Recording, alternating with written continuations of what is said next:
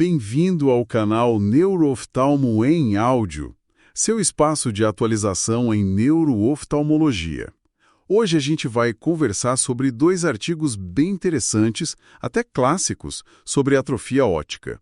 Um é do Survey Ophthalmology, de 93, e o outro, mais antigo, dos Archives, de 1980. A ideia aqui é explorar uma questão que sempre surge, né? Até que ponto a aparência do fundo de olho, a palidez do disco óptico, realmente nos guia? Será que ela é sempre o que parece? Vamos investigar isso. Exato. É uma pergunta-chave. E esse estudo de 80 do Trobe e colaboradores foi bem direto nisso. Sabe o que eles fizeram? Pegaram fotografias de 163 pacientes. Isso com atrofia óptica de 9 causas diferentes. E mostraram essas fotos para 5 oftalmologistas experientes. Importante, sem dar nenhuma informação clínica. Nada. Teste cego mesmo, então. E aí, qual foi o resultado? Deu para acertar os diagnósticos só pela foto? Imagino que para glaucoma talvez tenha sido mais fácil. Isso, para glaucoma foi onde eles se saíram melhor. Média de acerto de 86%. Oclusão de artéria central da retina, a OACR, também teve uma taxa razoável, 65%, e neuropatia óptica isquêmica, a NOIA, 58%. Mas olha só, 58% para NOIA já não é tão alto assim, né? Considerando que a gente pensa em achados típicos. Pois é, 58% já te deixa um pouco inseguro. Exatamente. E para as outras causas? Neurite óptica, compressiva, traumática, hereditária. Aí a precisão, caiu bastante. Geralmente ficou abaixo de 50%. Entendi. Mesmo com essa variação, o que nessas fotos deu mais pista nos casos de glaucoma, OACR e NOIA? Teve algum padrão? Teve sim. 2 coisas se destacaram mais. Primeiro foi a atenuação arteriolar na retina. Aquele estreitamento dos vasos, sabe? Isso foi bem comum na OACR, 83% dos casos, e na NOIA, 70%.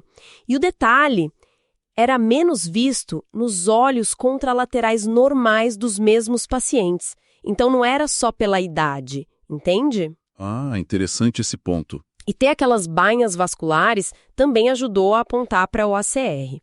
A segunda coisa foi a escavação do disco, a escavação patológica. Como esperado, né, identificou 90% dos glaucomas.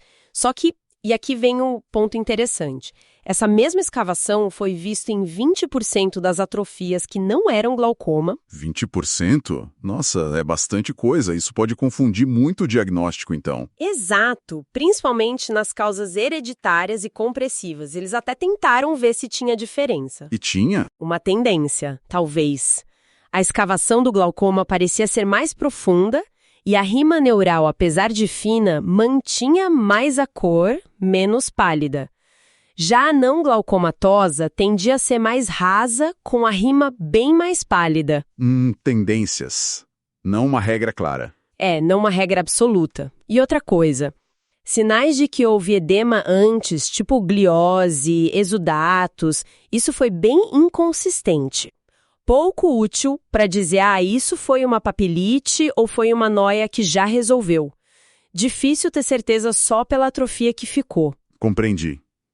Fica claro que só olhar a foto tem suas limitações. E isso me leva direto para o outro artigo, o de 93, da Nancy Newman. Parece que ele ilustra bem essas armadilhas, né? Com um caso bem específico. Precisamente. É um caso que meio que vira a lógica de ponta cabeça. Era uma paciente jovem, 20 anos, grávida. Chegou com uma perda visual bilateral, mais leve. Visão de 20/50 em ambos os olhos. Ok, 20/50 poderia ser várias coisas. Sim, mas aí veio o ponto-chave. Ela tinha uma alteração de visão de cores muito severa. Uma discroatopsia azul-amarelo bem importante. E isso era muito desproporcional à acuidade visual dela, que era relativamente boa. Uma discromatopsia tão ruim assim com 2,05? Isso chama atenção. E no fundo de olho? Tinha palidez temporal bilateral. Aí você pensa, né? Palidez temporal. O estudo de 80 mostrou que é comum em causas não isquêmicas hereditárias, talvez compressivas desmielinizantes. Exato. Mas essa desproporção visão de cores versus acuidade não encaixava tão bem. Foi exatamente isso, essa desproporção que fez pensar em outra coisa. A palidez temporal isolada não dizia muito, mas o defeito de cores tão intenso sugeriu um problema primário lá nos fotorreceptores, nos cones especificamente. Mas e a palidez do disco? Isso não é sinal clássico de problema no nervo óptico? Como que fecha essa conta? Então, aí que tá a beleza e a dificuldade do caso. O artigo argumenta que a palidez do disco pode ser um falso sinal localizatório. A atrofia óptica, especialmente a temporal, pode acontecer de forma secundária a doenças da retina, como as distrofias de cones. Secundária, como assim? Talvez por uma degeneração que eles chamam de transsináptica retrógrada. Basicamente, as células da retina, os cones, morrem e isso acaba afetando secundariamente as fibras do nervo óptico que estavam conectadas a elas.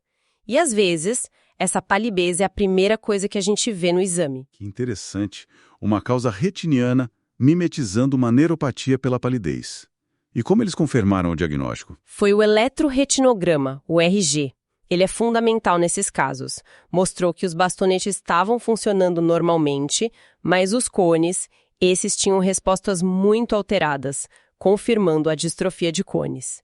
E isso evitou outros exames, imagino. Sim, evitou neuroimagem, exames mais caros, talvez até invasivos, o que era importante por ela estar grávida e pela situação financeira também. Faz todo sentido. Então, se a gente juntar esses dois artigos, qual seria a mensagem principal para quem está ali no dia a dia avaliando esses pacientes? Olha, eu acho que a grande lição é: a fundoscopia é essencial, óbvio, olhar a atenuação vascular, o padrão da palidez, se é difusa, se é temporal, como a escavação, tudo isso dá pistas importantes, especialmente para OACR, noia e glaucoma, como o estudo de 80 mostrou.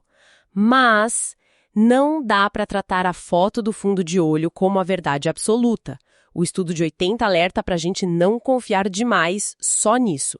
E o caso de 93 mostra de forma bem clara como um problema na retina pode enganar, simulando uma neuropatia por causa da palidez.